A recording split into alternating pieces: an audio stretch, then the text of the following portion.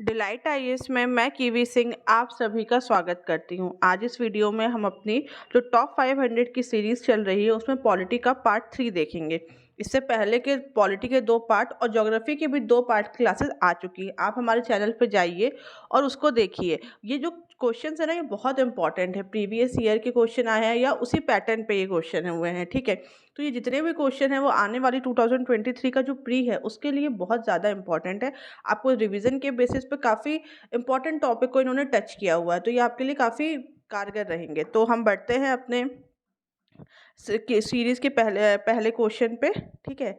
तो हम देखते हैं आज का पहला क्वेश्चन क्या है कि जनगणना के अनुसार सीमांकित प्रत्येक गांव की अपनी एक समर्पित ग्राम सभा और ग्राम पंचायत होनी चाहिए। कोई भी व्यक्ति जो विशेष गांव से लोकसभा में चुनाव का मतदान का पात्र है, ग्राम पंचायत चुनावों में मतदान दे सकता है। इसमें इन कथनों में हमें क्या बताना है? देखिए, इन कथनों में हमें ये बताना है कि कौन से कथन सही हैं और कौन से नहीं हैं, ठीक है। तो इसका आंसर है बी। इसमें जो केवल उत्तर बी, मतलब कि जो केवल 2 है वो सही है, ठीक है। इसमें हम देखेंगे कि ग्राम सभा जो होती है ना, वह उन सभी वयस्कों की एक सभा होती है जो कि पंचायत के क्षेत्र में निवास करती है। यह केवल एक गांव या कभी-कभी कुछ गांवों का भी समूह होता है। कुछ राज्यों में गांव, प्रत्येक गांव के लिए ग्राम की बैठक भी चुनी जा सकती है, ठीक है। कोई भी व्यक्ति जो 18 वर्ष से अधिक की आयु का है, जिसे वोट देने का अधिकार है, वह सभी व्यक्ति ग्राम सभा का सदस्य होता है और इन वयस्कों को लोकसभा में चुनाव देने का भी अधिकार होता है। मतलब कि 18 वर्ष के ऊपर वाले जो व्यक्ति होता है उसे लोकसभा में भी के चुनाव में भी वोट देने का अधिकार है और ग्राम सभा का भी सदस्य होता है, वहाँ पर भी वोट देने का अधिकार होता है। अब हम देखते हैं दूसरे क्वेश्चन को, ठीक है। दूसरा क्वेश्चन है कि भारत में पंचायती राज व्यवस्था में 73वां जो संवैधानिक संशोधन है उसके द्वारा कौन से आवश्यक परिवर्तन किए गए थे? पहला, पंचायतों को अधिनियम द्वारा गठित किया गया था क्योंकि वे स्वतंत्र भारत में मौजूद नहीं थी। दूसरा, पंचायती राज व्यवस्था को संवैधानिक दर्जा दिया गया था। तीसरा, इन पंचायतों के आकार को निर्धारित किया गया था और पंचायतों की कार्यकारी शक्ति प्रदान की गई थी। इसमें कौन सा ऑप्शन सही है? तो इसमें ऑप्शन सही है दूसरा, यानी कि केवल 2 वो सही है। बाकी चीज़ें थी, देखिए 1959 मतलब ये जो 73वां जो संशोधन हुआ था और पंचायती राज को एक तरीके से जो संवैधानिक दर्जा दिया गया था, उससे पहले ही भारत में पंचायती राज की व्यवस्था थी ही। देखिए 1959 में पंचायती राज व्यवस्था स्थापित करने वाला राजस्थान पहला राज्य था। उसके बाद अन्य राज्यों ने इसका अनुसरण किया था, लेकिन अधिकांश राज्यों में 1960 के दशक से के मध्य तक पंचायती राज संस्थाओं का निर्माण किया था और यह जो स्तर था यह एक राज्य से दूसरे राज्य के संबंध में अलग अलग था। वहाँ की जनसंख्या के संबंध में ये चीज़ें अलग होती थी। समिति, परिषद, सापेक्ष स्थिति और कार्यकाल संरचना, कार्य, वित्त सभी चीज़ों में इनकी जो भिन्नता थी वह मौजूद थी। 73वां जो संशोधन हुआ था, उन्होंने सभी प्रणालियों को एक समान संरचना में सामंजस्य स्थापित किया और संवैधानिक जो पंचायती जो राज था उसको संवैधानिक दर्जा प्रदान किया था। पंचायत के क्षेत्रों के वार्डों का भी चुनाव किया जाता था, इसलिए जो इनका आकार है वह संविधान द्वारा निर्धारित नहीं किया जाता है। अब हम देखते हैं क्वेश्चन नंबर 3 जो हमारा है वो है, राज्य विधानमंडल नगर पालिका में निम्नलिखित में से किस व्यक्ति के प्रतिनिधित्व को निर्धारित करता है? ऑप्शन 1, लोकसभा और राज्य विधानसभा के सदस्य उन निर्वाचन क्षेत्रों का प्रतिनिधित्व करते हैं जिनमें पूर्ण या आंशिक रूप से नगर पालिका क्षेत्र शामिल हो। नंबर 2, नगर पालिका क्षेत्र के भीतर रहने वाले शिक्षक और स्नातक। नंबर 3, नगर पालिका प्रशासन में विशेष ज्ञान और अनुभव रखने वाले व्यक्ति। इसमें कौन सा आता है? तो इसमें हम देखेंगे इसका ऑप्शन ए सही है, ठीक है, यानी कि 1 और 3। देखिए, जो ये जो प्रावधान होता है जिसको नगर पालिका प्रशासन के संबंध में किया गया है, देखिए इसमें कौन कौन शामिल हो सकते हैं। इसमें वे सभी शामिल हो सकते हैं जो नगर पालिका की बैठकों में मतदान के अधिकार के बिना नगर पालिका प्रशासन के क्षेत्र में विशेष ज्ञान और अनुभव रखने वाले व्यक्ति शामिल हो सकते हैं। निर्वाचन क्षेत्र जिसमें पूर्ण या आंशिक रूप से नगर पालिका क्षेत्र शामिल हो का प्रतिनिधित्व करने वाले लोकसभा और राज्य विधानसभा के सदस्य भी शामिल हो सकते हैं। नगर पालिका क्षेत्र के भीतर मतदाताओं के रूप में पंजीकृत राज्यसभा और राज्य विधानसभा के सदस्य भी शामिल हो सकते हैं, और समितियों के जो अध्यक्ष हैं यानी कि वार्ड समितियों के अलावा जो भी अध्यक्ष होते हैं वे सब भी इसमें शामिल होते हैं। अब हम आते हैं क्वेश्चन नंबर 4। छावनी बोर्ड यानी कि जो कंटेनमेंट बोर्ड होता है के संदर्भ में निम्नलिखित में से कौन सा कथन सही है? पहला, इन्हें छावनी क्षेत्र में नगर पालिका आबादी के लिए नगर पालिका प्रशासन प्रदान करने के लिए स्थापित किया जाता है। दूसरा, ये आवास और शहरी मंत्रालय के प्रशासनिक नियंत्रण में कार्य करते हैं। इनमें से कौन सा सही है? इसमें भी पहला सही है। ठीक है, सही उत्तर क्या है? सिर्फ पहला। इसमें यह है कि देखिए जो ये छावनी क्षेत्र होता है ये नगर पालिका नागरिक आबादी के लिए नगर पालिका प्रशासन प्रदान करने के लिए स्थापित किया गया है। इन्हें 2006 के छावनी अधिनियम के प्रावधानों के तहत स्थापित किया गया है। इसमें यह एक केंद्र सरकार द्वारा अधिनियमित कानून है। ये जो केंद्र सरकार के जो रक्षा मंत्रालय के प्रशासनिक नियंत्रण में कार्य करते हैं। ठीक है, ये जो चीज़ें होती हैं ये रक्षा मंत्रालय के प्रशासनिक नियंत्रण में, ना कि आवास और शहरी मामलों के नियंत्रण में। ठीक है, अब हम देखते हैं क्वेश्चन नंबर 5। क्वेश्चन नंबर 5 है कि जो 97 संविधान संशोधन है वह किससे संबंधित है? ठीक है, पहला, सहकारी समितियों को संवैधानिक दर्जा और संरक्षण प्रदान करने के लिए, सहकारी समितियों को अनुच्छेद 19 के तहत मौलिक अधिकार बनाना, और तीसरा, सहकारी समितियों को प्रोत्साहित करने हेतु नए राजनीति के निदेशक तत्वों को जोड़ना। तो इसमें कौन सा ऑप्शन सही है? इसमें ऑप्शन 1 सही है, यानी कि ये 1, 2, 3 ये तीनों चीज़ें सही हैं। ठीक है, देखिए 2011 में 97 संशोधन किया गया था। इसमें सहकारी समितियों को संवैधानिक दर्जा और संरक्षण प्रदान किया गया है। इस संदर्भ में जितनी भी चीज ऊपर तीनों बातें लिखी गई हैं वह तीनों परिवर्तन किए गए हैं। देखिए, सहकारी समिति को मौलिक अधिकार बनाया गया अनुच्छेद 19 में। सहकारी समिति के प्रावधान हेतु नए राजनीति निदेशक तत्वों को जोड़ा गया जो कि अनुच्छेद 43 के B2 पार्ट में आता है। ठीक है, इसके साथ साथ संविधान में एक नया भाग 9B जोड़ा गया जो सहकारी समितियों से संबंधित है। यह 243ZH से लेकर 243ZT से संबंधित है। मतलब इतने हिस्से में जितना है वह सहकारी समितियों से जितनी भी चीज़ें हैं उनसे संबंधित है। अब हम देखते हैं 6 क्वेश्चन जो हमारा है वो क्या है कि भारत के निर्वाचन आयोग के संबंध में निम्नलिखित कथनों पर विचार कीजिए। देखिए नीचे 3 कथन दिए गए हैं। पहला कथन है कि किसी राज्य का राज्यपाल संवैधानिक रूप से निर्वाचन आयोग को आवश्यकता होने पर सहायक स्टाफ प्रदान करने के लिए बाध्य है। दूसरा है यह भारत के उपराष्ट्रपति के पद के लिए चुनाव आयोजित करता है। तीसरा है कि मुख्य निर्वाचन आयुक्त की सिफारिश के बिना निर्वाचन आयुक्त को उसके पद से हटाया जा सकता है। इसमें क्या बताना है? इसमें हमें बताना कि कौन से कथन सही हैं। तो इसका बी जो ऑप्शन है यानी कि जो 2 ऑप्शन है 1 और 2 यह दोनों सही है। देखिए, जो भारत का निर्वाचन आयोग होता है वह भारत में संघ और राज्य चुनाव प्रक्रियाओं के प्रशासन के लिए एक जिम्मेदार स्वायत्त संवैधानिक प्राधिकरण है। ठीक है, यह निकाय जो है ये भारत में लोकसभा, राज्यसभा, राज्य विधानसभाओं, देश के राष्ट्रपति और उपराष्ट्रपति के चुनावों का संचालन करता है। जो मुख्य निर्वाचन आयुक्त और जो 2 अन्य निर्वाचन आयुक्त होते हैं इनके पास समान शक्तियां होती हैं। इन्हें समान वेतन भी प्राप्त होता है, समान भत्ते भी प्राप्त होते हैं। इसके साथ साथ इनको वह सभी जो लाभ प्राप्त होते हैं। ठीक है, और यह सर्वोच्च न्यायालय के न्यायाधीशों के समान इनकी जितनी भी लाभ प्राप्त होते हैं, जितनी भी चीज़ें होती हैं वैसी ही होती हैं। मुख्य निर्वाचन आयुक्त या जो 2 अन्य निर्वाचन आयुक्त हैं इनके बारे में जब हम देखेंगे तो ठीक है, इनके पास किसी भी मतभेद का जब मामला होता है तो बहुमत के माध्यम से आयोग द्वारा मामला का हल निकाला जाता है।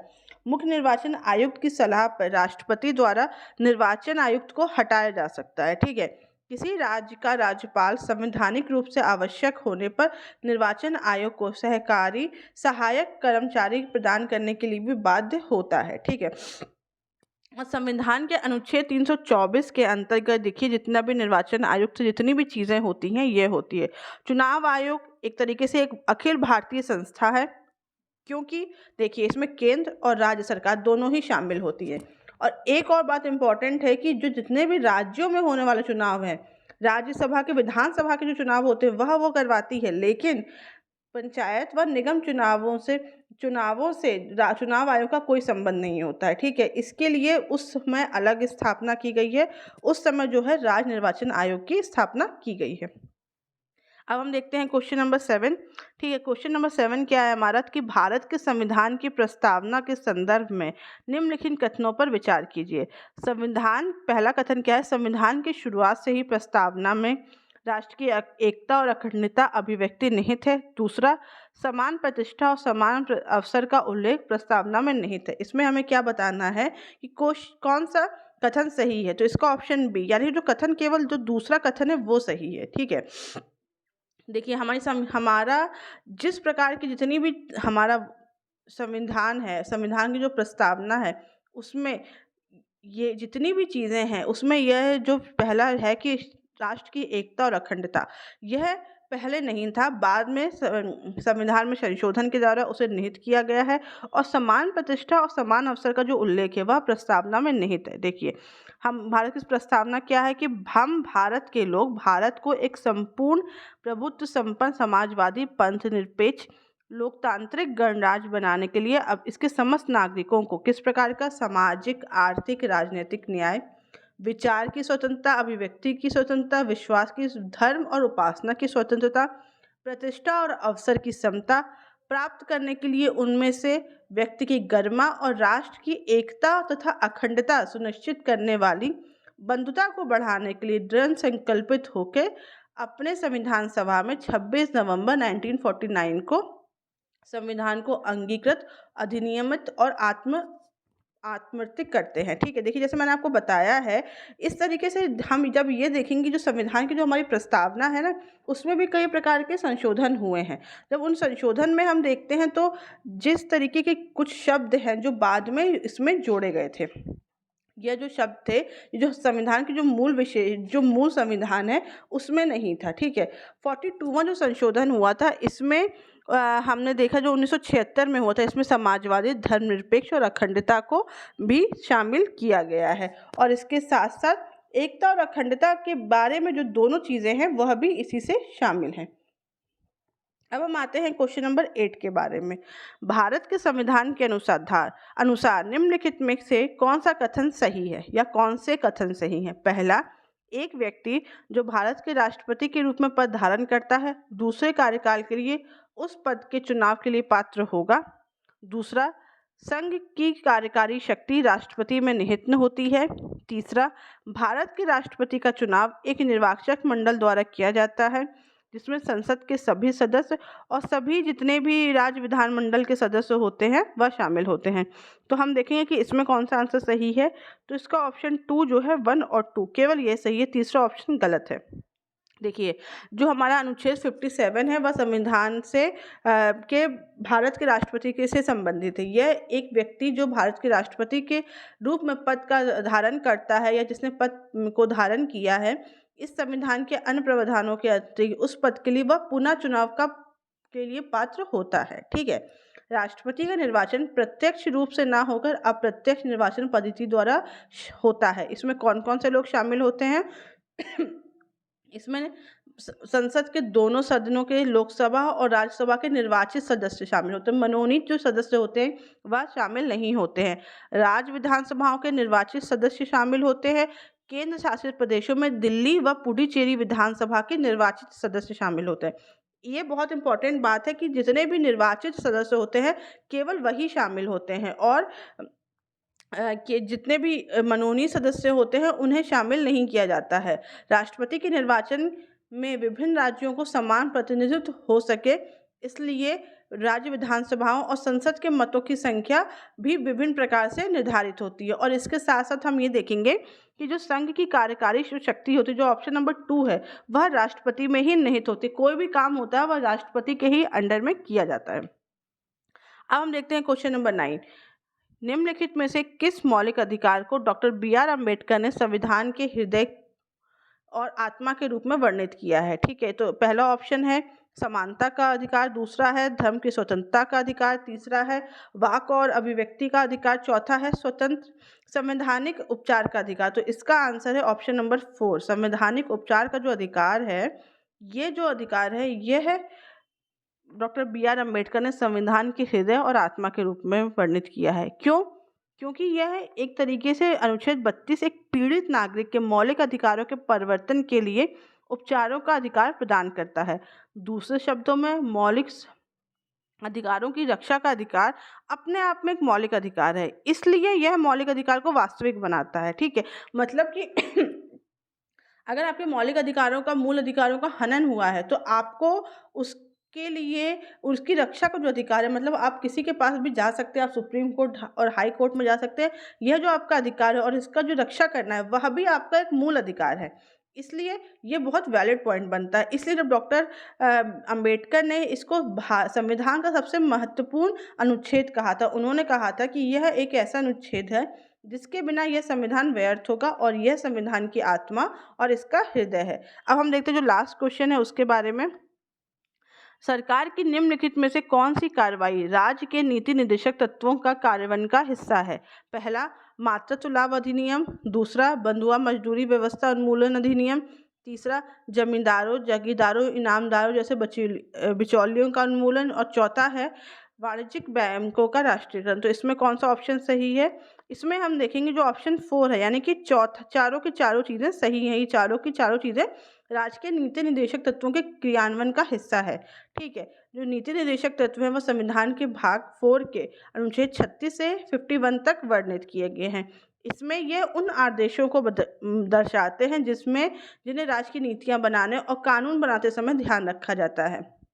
ये विधायी, कार्यकारी और प्रशासनिक मामलों में राज्य के लिए संवैधानिक निर्देश और सिफारिशें हैं। ठीक है, इसके साथ साथ जो नीति निर्देशक तत्वों की जो सबसे बड़ी चीज़ है वह ये है कि ये इनकी जो प्रकृति है वह ज्ञान न्यायिक है। मतलब इसके जो इतना भी अगर उल्लंघन होता है तो इसके लिए कानूनी रूप से ये लागू नहीं होते, मतलब इसके लिए आप कानून में का सहारा नहीं ले सकते हैं। ये अदालतों द्वारा कानूनी रूप से लागू नहीं होते हैं। ठीक है, हम ये देखेंगे कि जो राज्य के नीति निर्देशक तत्व होते हैं यह आधुनिक लोकतंत्र में आर्थिक, सामाजिक और राजनीतिक निर्देशों में बहुत महत्वपूर्ण होते हैं। और जो राजनीति निर्देशक तत्व हैं उनका वर्गीकरण हमने संविधान में नहीं किया, लेकिन उनकी जो दशा और दिशा के मतलब उनकी जो कैटेगरी है उसके हिसाब से हम देखेंगे तो इनको 3 श्रेणियों में विभाजित किया गया है: समाजवादी, गांधीवादी और उदार बुद्धिजीवी। ठीक है, इस प्रकार से चीज़ों हैं। इनकी जो प्रकृति है वह गैर न्यायोचित है, जैसा कि मैंने आपको बताया, तथा लेकिन कई बार कानून इसकी जो मान्यता है न्यायालय ने कई बार देखता है, और कई बार हमने देखा है कि संविधान में उच्च न्यायालय या कोई भी कई बार फैसला सुनाते समय इन चीज़ों का भी ध्यान दिया जाता है। इस तरीके से ये चीज़ें होती हैं। ठीक है, तो इस तरीके से हम ये देखेंगे कि जैसे नीति निर्देशक तत्वों की जो प्रकृति है ना वह सकारात्मक है, और राज्य के कुछ इम्पोर्टेंट मसलों में जो कल्याणकारी नीति है उनके बारे में हम देखेंगे कि ये काफ़ी इम्पोर्टेंट रोल निभाता है। तो ये हमारे लास्ट जितने भी 10 क्वेश्चन थे वो ख़त्म हो गए हैं। ठीक है, आज की वीडियो में हमने 10 क्वेश्चन कवर किए, मतलब टोटल हमारे पॉलिटी के 30 क्वेश्चन हो चुके हैं और ज्योग्राफी के 20 क्वेश्चन हो चुके हैं। तो आप हमारे प्लेलिस्ट में जाइए, हमारे चैनल पर जाइए और ये देखिए, जितने भी क्वेश्चन हैं ना बहुत इंपॉर्टेंट है। और इसके साथ आप हमारे टेलीग्राम पे भी जुड़िए फ्री PDF के लिए। Thank you so much.